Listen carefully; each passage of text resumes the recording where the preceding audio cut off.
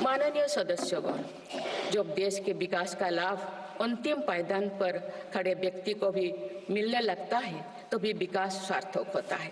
मेरी अंत्योदय की वह भावना है जिसके प्रति मेरी सरकार संकल्पित रही है। गरीब को गरिमापूर्ण जीवन मिलने से उसमें जो सशक्तिकरण का भाव पैदा होता है और गरीबी से लड़ने में उसकी मदद करता है।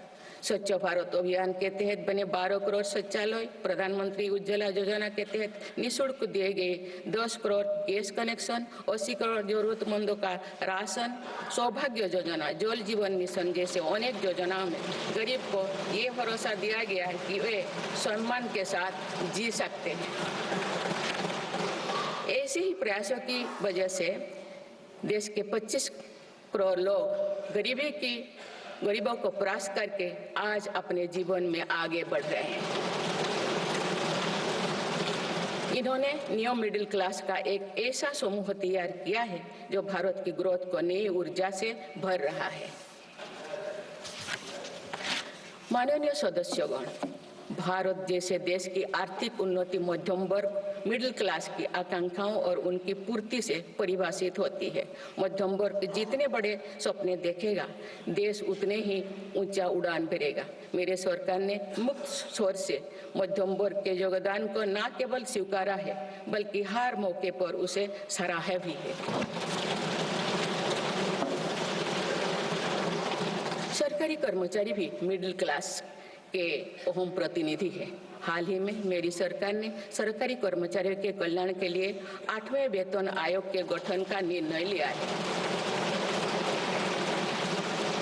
ये निर्णय आने वाले वर्षों में सरकारी कर्मचारियों के वेतन में बड़ी वृद्धि का आधार बनेगा।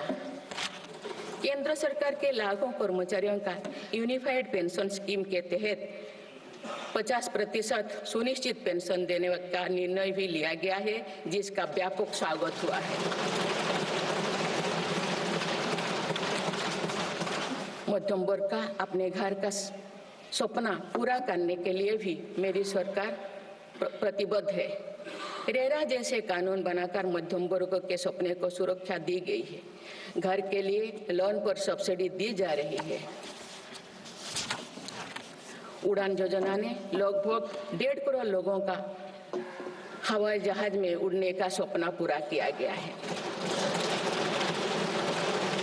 जन औषधि केंद्रों में 80% रियायती दरों पर मिल रही दवाओं से देशवासियों की 30,000 करोड़ रुपये से ज्यादा बचे हैं। हर विषय की पढ़ाई के लिए सीटों की संख्या में भी कई गुना बढ़ोतरी का बहुत लाभ मध्यम वर्ग को मिला है। राष्ट्र निर्माण में करदाता के योगदान को मेरी सरकार ने सम्मान देते हुए टैक्स से जुड़े मसलों को आसान किया है।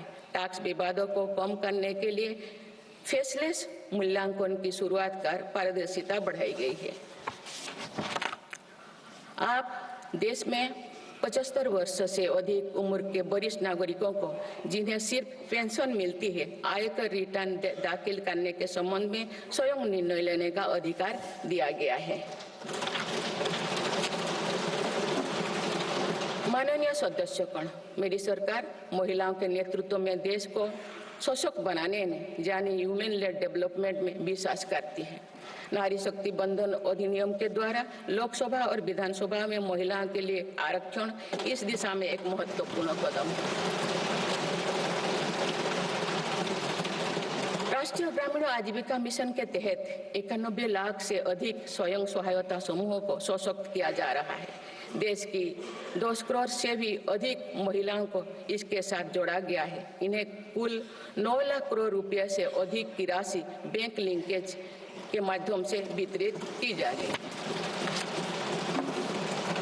मेरी सरकार का लक्ष्य देश में 3 करोड़ लखपति दीदी बनाने का है।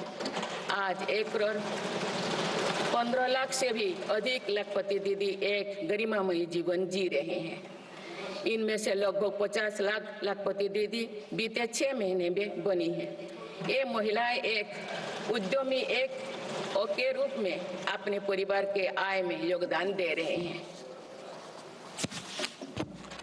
इंश्योरेंस फॉर ऑल की भावना के साथ कुछ महीने पूर्व ही बीमा सखी अभियान भी शुरू किया गया है। हमारे बैंकिंग और डिजी पेमेंट्स सखियां दूर दराज के इलाकों में लोगों को वित्तीय व्यवस्था से जुड़ने में महत्वपूर्ण भूमिका निभा रहे हैं। कृषि सखियां नेचुरल फार्मिंग के बढ़ावा दे रही हैं और पशु सखियां के माध्यम से हमारा पशुधन मजबूत हो रहे हैं। ड्रोन दीदी योजना महिलाओं के आर्थिक और तकनीकी सशक्तिकरण का माध्यम बने हैं। ये इस संसद के लिए गौरव का विषय है कि बड़ी संख्या में भारत की बेटियां लड़ाकू विमान उड़ा रही हैं, पुलिस में भर्ती हो रही हैं और कॉर्पोरेट कंपनियों का नेतृत्व भी कर रहे हैं। मेरी सरकार के निर्णय के बाद बालिकाओं की भर्ती राष्ट्रीय मिलिट्री स्कूलों में प्रारंभ हो गई है। नेशनल डिफेंस एकेडमी में भी महिला कैडेट्स को भर्ती शुरू की गई। हमारी बेटियां आज ओलंपिक में मेडल लाकर देश को भी गौरवान्वित कर रही हैं।